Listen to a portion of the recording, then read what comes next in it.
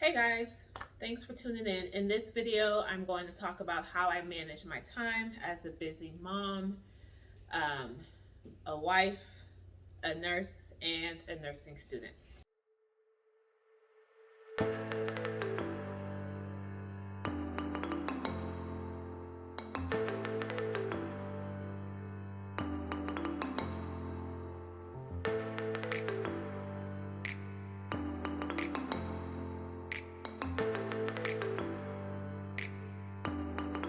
As you know, I'm in my master's program in school to become a women's health nurse practitioner. With everything that I have going on, it is very important to stay on track. So I decided to share some of the tips that I use, or the things that I do, I should say, in order to help me best manage my time. Different things work for different people, but in this video, I'm going to list the top 5 things that work for me and help me manage my time the best.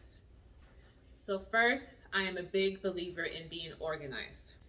I feel most organized when I make lists. Everybody who knows me knows I live off of lists. So I make lists to get me through each week. I also have a planner.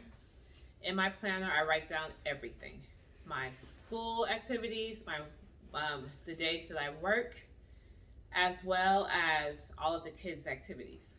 With my planner, I sit down at my desk in my office every Sunday. I look at my syllabus for school, I look at my work schedule, I look at everything, and I update my planner weekly on Sundays. Okay, so we have the list down, we have the planner. Now, on top of the planner, which is like my book planner, I also update my phone calendar. So on Sundays, I'll write everything down in my planner, and I then take my phone and put everything that's in that week in my planner also in my phone calendar. Might sound like overkill to some, but I need to know what's going on. And I don't carry the big planner with me always. That's basically for when I'm sitting at my desk doing schoolwork and I can go over everything. Or also, I have lists in that planner, so at the end of the day, when I'm sitting down doing schoolwork or just on the computer, I actually cross off what I did that day. So let's see. Okay, so also in my phone, I set alarms for important times throughout the day, or of course, important dates or appointments. I have an alarm. So I have, being organized to me is using a planner, a hard book planner, and also using the calendar in my phone and making lists. Okay, so number 2, I think is very important, especially as a mom with little kids, is either you're gonna have to sacrifice and wake up early before everybody, or stay up late once everybody goes to sleep. Or really, sometimes when you have a lot going on, you might have to do both. There's been some days where I've had to wake up early and stay up late. So normally, at the beginning, when I first started school, I would stay up late. I was working full time at that time, and so I was already waking up early for work, so I couldn't wake up any earlier. But I would, we would go about our day.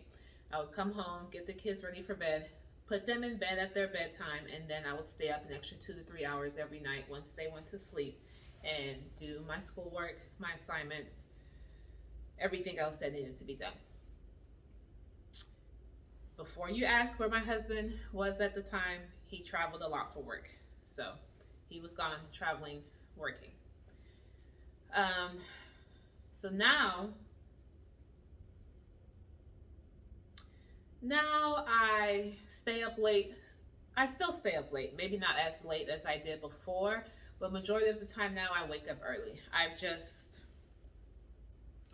reprogrammed myself, I guess, or I wake up maybe like during the school week, maybe it ends up being like an hour and a half earlier than everybody else. But when I wake up at that time now, I have also incorporated spending time with God.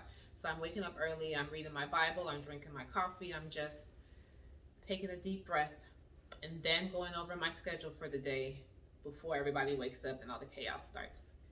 Now, the days that I work, when I come home, I do still stay up a couple of hours after the kids. Even when my husband's in town or when I have help from family members who are around, feel like I get more done when everybody's sleeping, either early in the morning or late at night. It's just calming to know that I don't have to worry about anything. Because even when we have help as moms, our minds are still going. Who needs this? Who needs that? What are they doing? Are they doing it right?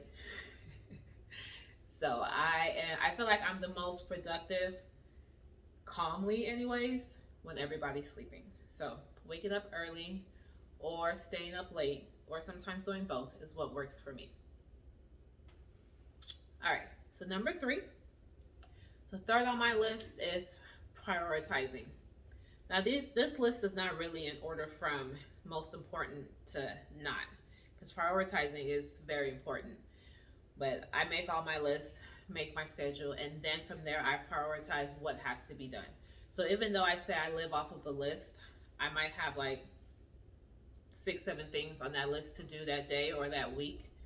But I prioritize and put like I'll put a star next to what's most important, what has to be done.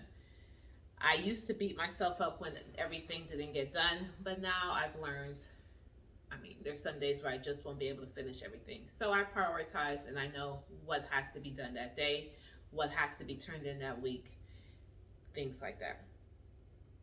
When you prioritize, I feel like it just goes a lot smoother versus trying to do everything at the same time. If I prioritize, I know, okay, this is going to get done first of the day. That way I can scratch it off the list. Sometimes, what's most important can't happen until like 4 o'clock when the kids are home or if there's a certain appointment. But so I know that that will get done at that time. But then in the meantime, these things can get done also. So number 4 for me, I like to work ahead of schedule, and that's really I'm really applying that to school. So I go over my syllabus weekly when I'm writing in my planner, and I like to stay a week ahead of schedule. So basically, what that means is at the beginning of the semester, I'm doing 2 weeks that first week, maybe 2 to 3 weeks, depending on how intense the work is. But I want to be at least 1 week ahead of the syllabus, sometimes more, just in case things get really busy at home. Maybe, kids get sick. So if the kids were to get sick, or if I was to get sick, or if I was to be really busy at work, or if we have a vacation scheduled, I'm not stressed because I'm already a week ahead, if not more, ahead of my school schedule. So that has actually saved me quite a bit. Number 5, the last one, well, not the last one, but these are just the top 5 things. So on this list of top 5 things that help me would be scheduling family time. It might sound crazy, but yes, I actually have to schedule time with the family. I actually, in my planner, write down time with each kid and time with my husband when he's in town. It's not as crazy as it seems. I get so busy and